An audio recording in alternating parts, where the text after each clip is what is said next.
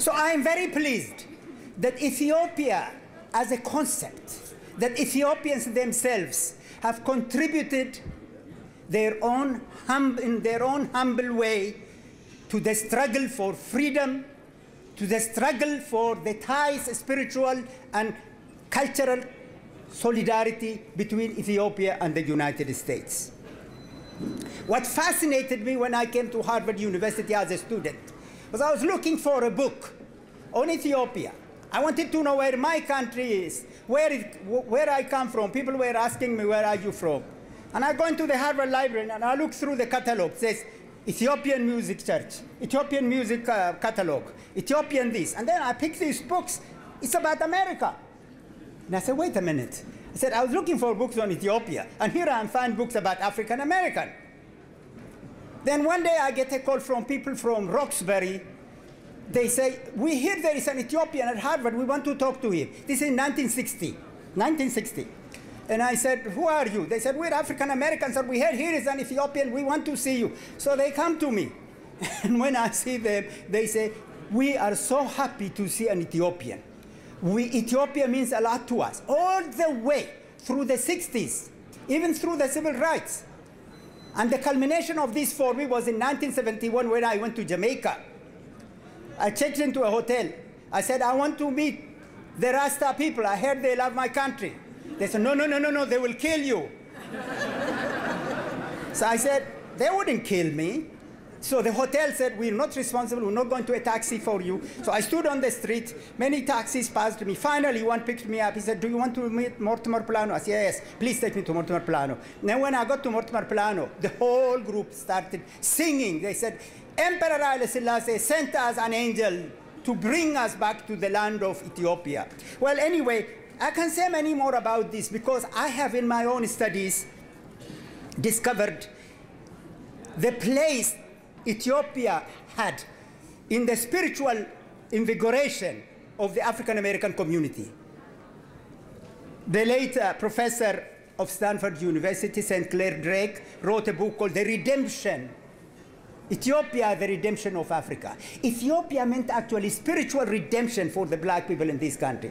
The first black literati, William Wesley Brown, in his book, Black Man and Its Antecedents, he talks about Ethiopia. And by the way, he specifically mentions Aksum, Ethiopia, and the other cities. And he says, when white people tell us that we are inferior, we are subhuman, we are just like animals, we say to them, look at Ethiopia, an ancient civilization, that's an ancient church, and we are Ethiopians, and we are an ancient people. Well, maybe I already spoke 5 minutes, so I should stop, because as you know, I have actually given a course called Ethiopia and African Americans, in which I discuss all the many details that refer to the role of Ethiopia in the spiritual and political energization of the African American community. Much more can be said in an intellectual way. Let me just introduce you to this book that a former colleague of mine wrote called The Sons of Sheba. How many of you have read this book? Raise your hands. Come on. There's one. It's a very good summary of the review of the history of Ethiopian African-American relationship, especially the religious aspect, the political aspect, and going back to the last 200-300 years, going back to 1808 when Abyssinian Baptist was founded.